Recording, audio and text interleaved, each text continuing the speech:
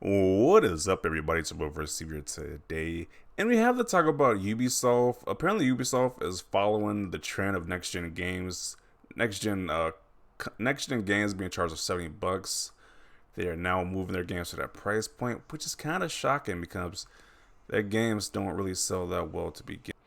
Mainly because Ubisoft games are pretty much known for dropping in price really fast, so it's kind of I don't get the theory. I don't get the reason on why they would do this because their games usually drop in price fast anyway. So, I mean, I guess you could just wait it out to be honest, or just avoid their games. Yeah, just pretty much wait for a sale, pretty much because I don't see people spending $70 for their games. To be honest, it's like, would I really spend $70 for the newest Assassin's Creed? I guess the actual newest one they're selling is Mirage, which is launching at 50. But I guess the games after that, when that game releases, the next AAA game, $70 really? I mean, I don't see people paying that high price for these games.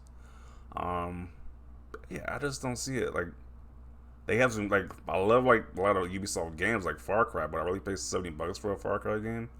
Probably not. I mean, so I don't know. Interesting strategy from Ubisoft here. I actually adapting to this next gen pricing model, so I don't think it's gonna do too well. But and it's also strange too because Ubisoft is notorious for adding like loot boxes, microtransactions, and all these different like free to play models that you would see in free to play games to their full price games, and it's like interesting. So I don't know. I'm not feeling a price point, but let's see what people have to say about this. Uh, that's the standard for most AAA blockbusters now. Modern Warfare 2 is that price as well. Standard for consoles, lol. Yeah, because I don't see people on PC paying those price points. It's only gonna be mainly console people paying the bill, so to say. Because I don't see, like, once again, I don't think PC gamers are paying $70 for a video game. It might be like a small minority of people, but I don't think the vast majority are paying $70 for a game. So me waiting for those 60% sales instead of those 50% sales, pretty much. It's sad but unsurprising. Most games would be like this now. Ubisoft acting like their games they put out even worth $70, and that's the thing too. A lot of their games be buggy, glitchy. You gotta wait for big patches to actually fix the games and stuff like that. So that's a hard sell for the sell at a price point for a lot of their games. Like I said, I'm a Ubisoft fan. I'm like I like a lot of Ubisoft games, but even that is kind of a stretch for their games to be honest. Um, there is not a single Ubisoft game worth that price. They're also going to go on sale for like half off a month off release, so save your money. It says, "Gee, thanks Sony."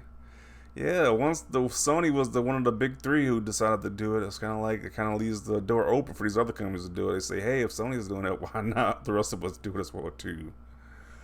Um, this is not a good thing. Skull and Bone looks fun. I'll pay $70 for it.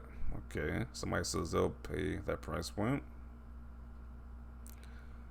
Uh, cool. So instead of $60, I'll be saving 70 by not bearing their crap.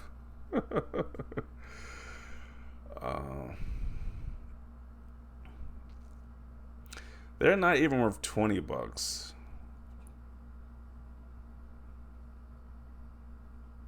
Better not have bugs in them like all the other games. So you think because these charging $70, the games are not gonna be full of bugs? That's hilarious. Probably the last publisher that should be charging the extra money. Their games haven't changed since 2010. Might as well charge the same prices from 2010. And it's gonna be kind of. I just thought about something. It's gonna be kind of a hard stretch to have some parent buy their kids a Just Dance game because that's a real popular series that Ubisoft makes. Especially with a $10 increase, the parent probably seeing that in the store for $70 instead of 60 and be like, hey, that's a little bit close to $100 for this game. So I don't know. I'm just not understanding the strategy right here.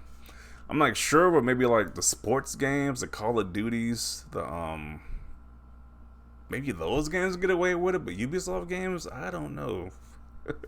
Even for the super casual, I don't think they're gonna spend $70 with a brand new video game like that. Um, so I guess they're fine waiting for the price to come down to normal levels of big sales before buying their releases.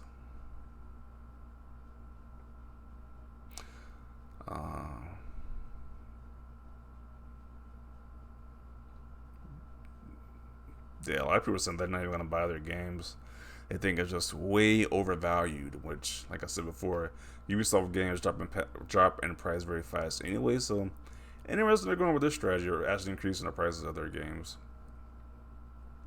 While I know development costs and marketing costs have gone through the roof, there's still a part of me that knows that people are so bad at doing business because all they know is numbers go up at any cost.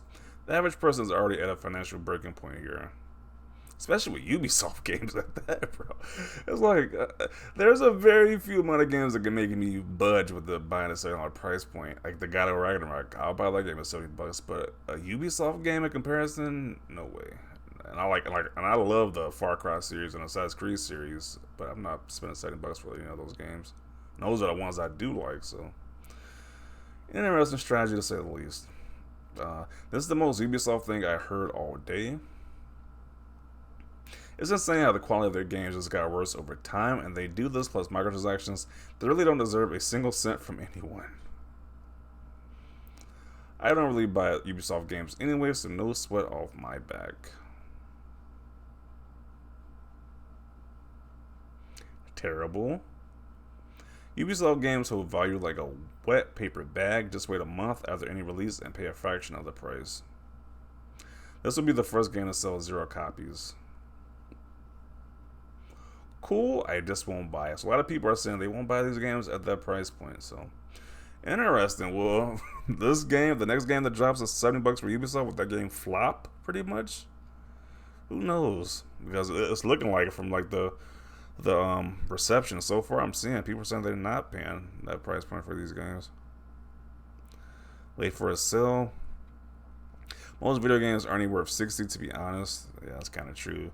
Especially like when you buy the game day one, you're hyped to buy it, but then you gotta worry about the game being buggy. Like I said, buggy, glitchy, a long patch, a long day one patch. So it's kind of not worth buying a lot of these games day one, to be honest. Unless they like definitely change that about modern gaming, then I don't see. You want us to pay full price, but your games be like so. There's just a lot of issues with these games day one, so. It's kind of like you buy it day one and you're like a beta tester for people who wait and who wait for it to go on their price because it's gonna be all fixed by then. So, PlayStation's effort to normalize these prices is bearing fruits. I see. I'd rather they shifted to making better games, to be honest. Ubisoft is so easy to boycott because all their recent games just suck. I wouldn't say that. Like I said, I did enjoy Far Cry 6. Was there a recent Far Cry game? Valhalla was okay. I enjoyed that one, but that was my favorite Assassin's Creed. So, I mean, at least those two franchises, they're doing good stuff with those at least. They can keep their games. Most of those games are not even worth $60. I always get them on sale or wait for it to be on Game Pass. Better save that money for games like God of War. Most people are saying they're gonna buy the big AAAs like God of War instead of Ubisoft's games. So I know they're reading these comments as well too, and they see this reception. So this is not a good sign. This should definitely not be a good sign to these people if they're reading these comments as well or seeing what people are saying on social media. This guy says Ubisoft can blow them. Okay, F you PlayStation, you caused this. They didn't cause it, so to say, but they were definitely. If you see one of the big three, like out of Microsoft, Nintendo, and Sony is the one who pretty much went with the price increase. So they kind of are to blame, to be honest. I know people want to say these other companies like 2K did it with the sports games when the sports games raised the price to $70, but once you go into the big three doing it, then it's like all bets are off at that point. Then. And we hate to see it. Go F yourselves, Ubisoft. If said games have microtransactions, then there is no reason to pull this kind of BS off. That's another main reason right there. If you got all these microtransactions in your game, then why are you charging like a premium price for the game too? It's just like wow. It's just like thanks Neil Druckmann for starting the dumbest trend. His is even worse because he did $70 for a remaster. A glorified remaster with their Last of Us Part 1 remake. So that I think that's at least worse because at least the Ubisoft AAA game is gonna be a new game. He's doing it for a remaster. So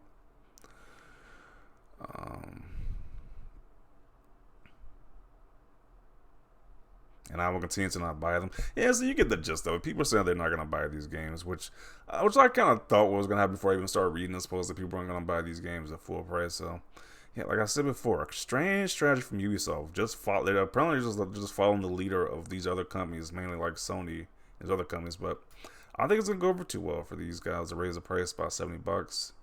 Seems, especially for like Ubisoft AAA games, like I don't know. So I don't know. Those are my thoughts. Definitely want to see your thoughts down below. Do you think Ubisoft will succeed with the $7 price point for their games or not? Or do you think that they're gonna flop? So let me know your thoughts down below.